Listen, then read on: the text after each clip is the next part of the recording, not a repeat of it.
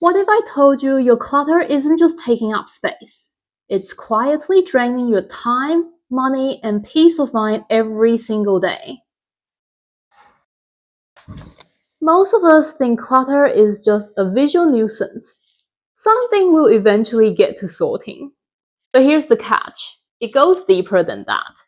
Everyone has different reasons for holding on to things they no longer need, whether it's the fear of needing that item later down the track, or they simply don't know where to start decluttering.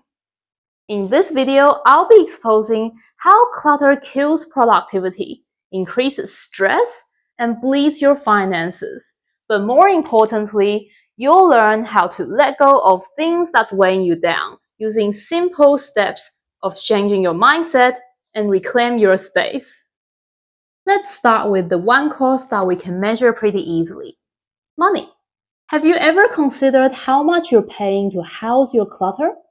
In Sydney, for example, the average rent for an apartment per square meter is about 317 Australian dollars per year. That means even a small storage area filled with unused items is costing you real cash. Let me break it down for you. For kitchen-based cabinets, about $160 a year. Walk-in pantry, $713. Linen cupboard, $143. And if you're blessed with a walk-in wardrobe, that's $951 per year. That's almost $2,000 per year you're spending to store items that you might not even use. Sounds absurd, right? But this is only the beginning. Let's talk time, because time is money. The average person spends 13 to 16 minutes a day just picking out clothes.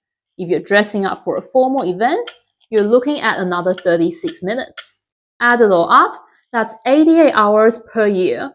About 2 full work weeks gone. Now, if your time is worth the Australian average wage of $38.30 per hour, that's $3,370.40 you're losing just trying to decide what to wear. So here's what you can do instead.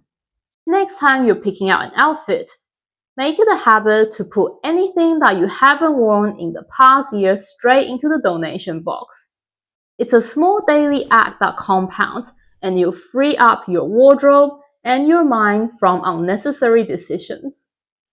But you know what? It's not just about clearing out clothes. It's about clearing out that mental load that comes with too many options, too much stuff, and not enough space to just breathe. When my home is cluttered, I can literally feel my brain short-circuiting. It's hard to concentrate, harder to relax, and I constantly feel like there's something unfinished. Like the space is telling me, shouldn't you be doing something right now? Turns out it's not just in my head.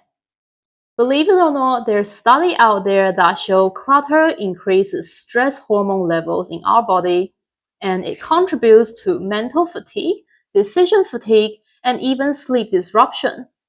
One trick I found really helpful is to assign expiry date to any items that I keep just in case. Yes, you heard me right. Just because they're non-perishable items, you can still assign them an expiry date. For example, I had an extra water bottle that I kept just in case, even though I had a perfectly good one that I was using. So I gave it an expiry of April 2025. So we're in May now, and I still haven't used it.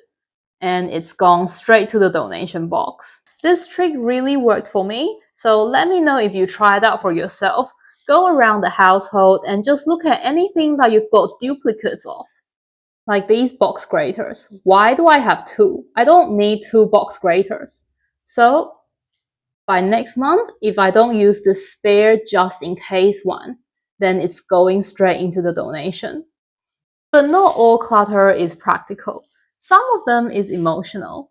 So then how do you deal with clutter that you hold on to for emotional reasons? For me, it was my old study notes. Even though I associate exams and assignments with stress, for some reasons, those notes had a special kind of sentimental value. Something that I couldn't just bring myself to throwing them away. It felt like throwing away all the hard work that I've put into them. Then earlier this year, something clicked. An intern started at my workplace and I saw an opportunity. What if my notes could help someone else? So I passed them on.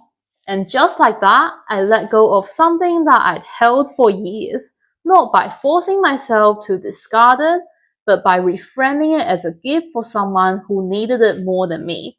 And it made me feel so generous and good about myself. That one small act of letting go reminded me that our stuff can really affect our connection with others, whether it's at work, home, or just inviting friends over. When my space is messy, it used to make me hesitate to invite people over, but now I use that as a motivator to tidy and organize.